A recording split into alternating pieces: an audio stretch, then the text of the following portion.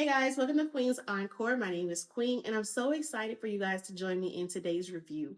We will be reviewing BeetleJuice versus BeetleJuice, which is now out and available on Prime Video.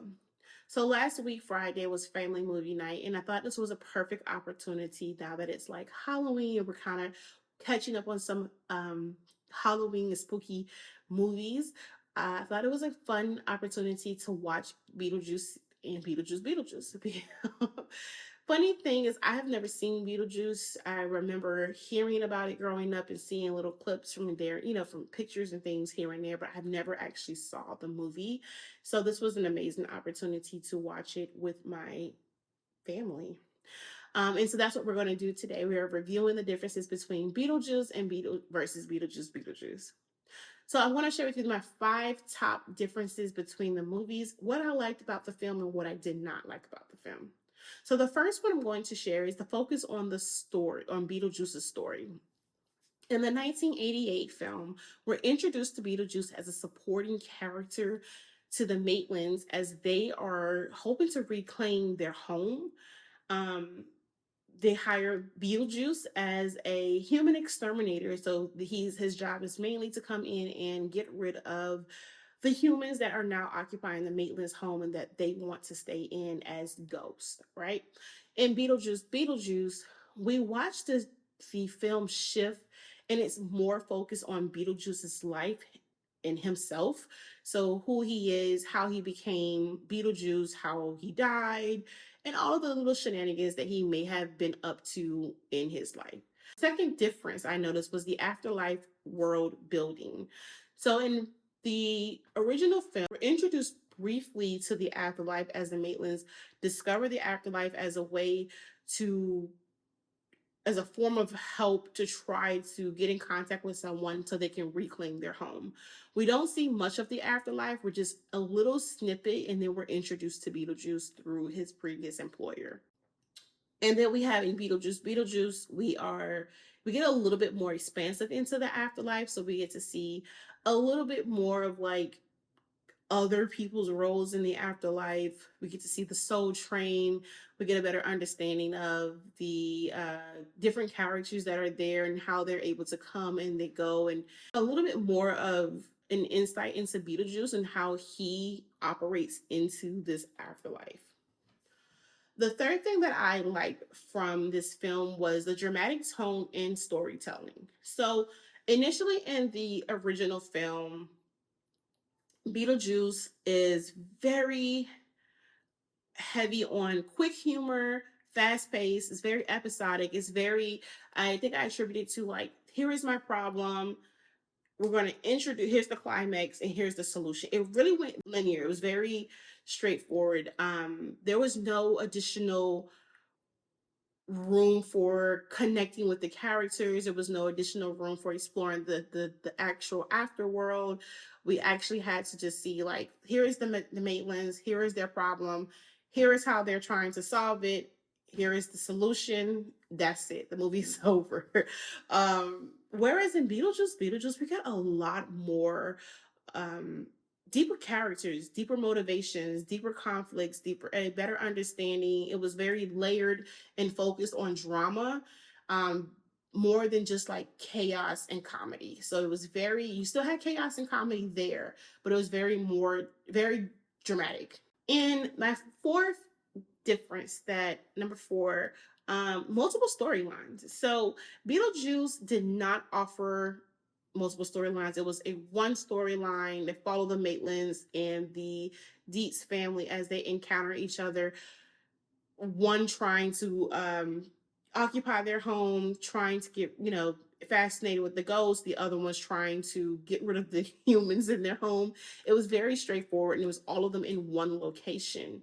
Whereas in BeetleJuice, we got to see multiple storylines. So we explored BeetleJuice, his story, his lifeline, like how he became how he became BeetleJuice, how he was killed, his roles or jobs that he's taken on since being in the afterlife, all of his schemes. We got to see more about Lydia's adult life, how BeetleJuice affected her life.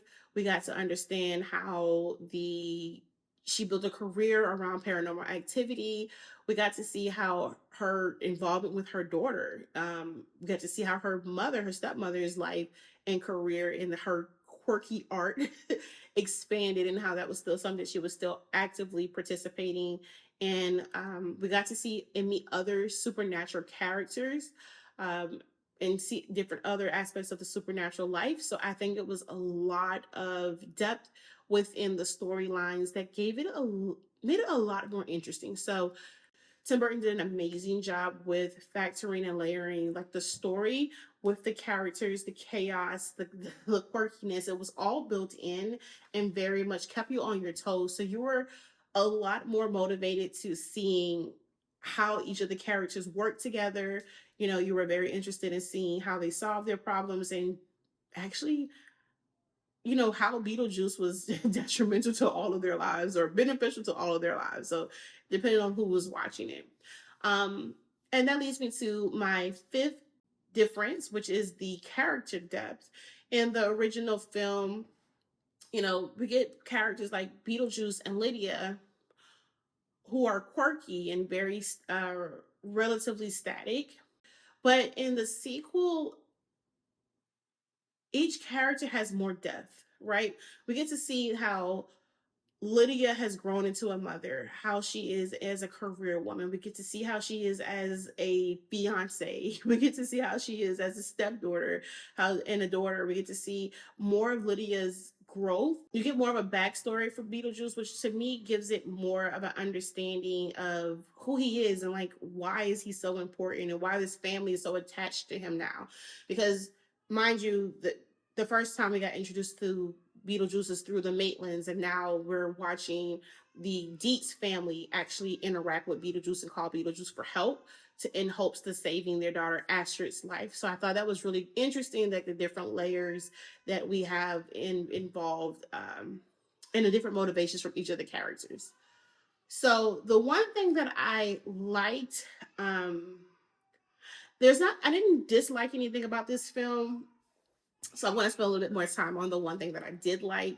What I did like on this film is just the expansion on and the expanded focus on the afterlife. I want to see more. So perhaps a different movie, a spinoff, a TV show, or something that focuses on the afterlife, different characters, different storylines, different plots. I want to see more elements. There were certain things that I was kind of confused on, and because I was watching this with my family, they asked a lot of questions. They get very loud, so I could have missed this in the movie because I get distracted when watching films with them. But to see the afterlife, there were certain things that I was confused on. As well, remember when the Maitlands died, they were stuck in their house. They didn't get it. They had the book, but the book was taking them forever to get through. By the time they did make it to the afterlife, they had to get a number and they had to go to a caseworker. I didn't understand that whole concept of what was the purpose of the caseworker, especially because when I watched Lydia's stepmother pass away, she passed away and went directly to the caseworker lounge area. Whereas the guy who was involved with Astrid, he died, stayed in his house, and Astrid took him directly to like the afterlife train. So I don't know if I missed anything in particular. What's the difference between what was the purpose for the caseworker? I remember at the Maitland's, I think my daughter told me, because I know I missed this part. My daughter told me that Lydia helped the Maitlands move on to another life. Like, what is that process? Like, did they go back and get on the soul train? What made them get on that soul train? So I want to know more about the afterlife. Like, what were the little shrunken head guys? What were they doing in the office? Like, what was their job? Why did all of them have shrunken heads? Because I thought the shrunken head thing only came from interacting with the tribal guy who sprinkled the dust on their heads to make it small. I don't know why all of them had small shrunken heads, so that was something I was really interested in. Um, yeah, I think those were. I just wanted to see like more of the afterlife. So I was really glad that we got an opportunity to see what the afterlife looks like, to see that there was more elements to the afterlife. I'm very still much confused on that sand playing, the sand and the little sand worms. I'm very much confused on that. So if you guys know and understood that whole scene and what was the purpose of that being there, please comment that down in the description.